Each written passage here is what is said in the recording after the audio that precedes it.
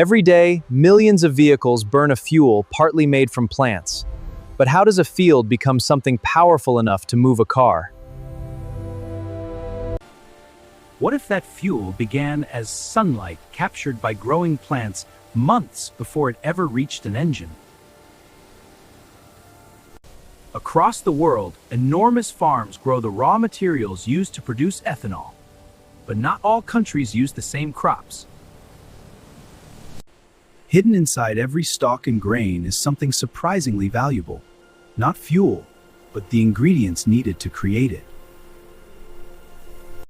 Before ethanol can be made, these crops must leave the field and begin in an entirely different journey.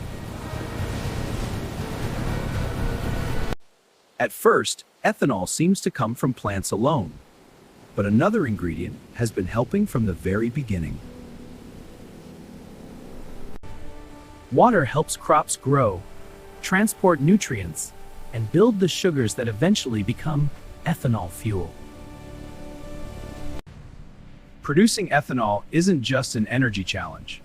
It's also a water challenge, and every region solves it differently.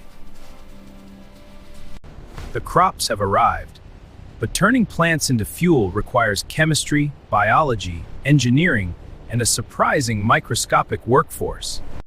Deep inside the factory, billions of microscopic workers are preparing to transform plant sugars into something entirely different. But first, the crops must be broken apart. The valuable sugars remain trapped inside larger plant structures. For corn and other starch-rich crops, enzymes help unlock simple sugars that yeast can actually consume. Now the real transformation starts. The yeast finally receives the sugars it has been waiting for. As yeast consumes sugar, it produces two important outputs, carbon dioxide and ethanol. This process is called fermentation. Over time, tiny droplets combine into larger volumes, but the liquid is still far from pure. To increase purity, the mixture enters enormous distillation towers, where heat begins separating different substances. Even inside the factory, water remains essential for processing, cooling, transporting materials, and maintaining efficient operations. Modern ethanol plants recycle large amounts of processed water, helping reduce overall water consumption and improve efficiency.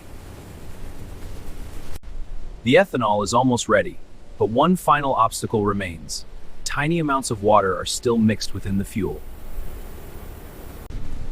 Special dehydration systems remove the remaining water, producing fuel-grade ethanol ready for transportation and blending. The factory journey is complete.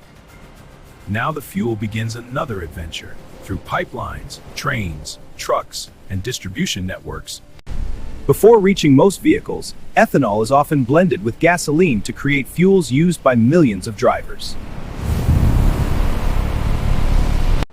Many countries use blends such as E10 or E20, meaning 10 or 20% ethanol mixed into gasoline. Inside the engine, stored plant energy is released once again, completing a journey that began with sunlight. Surprisingly, ethanol isn't used only in fuel. It also appears in medicines, sanitizers, cosmetics, and industrial products. Every liter of ethanol represents sunlight captured by plants, transformed by biology, refined by engineering, and supported by water and fire. If ethanol begins as plants powered by sunlight, what other everyday products might actually start their journey in a field? Stay curious, keep exploring.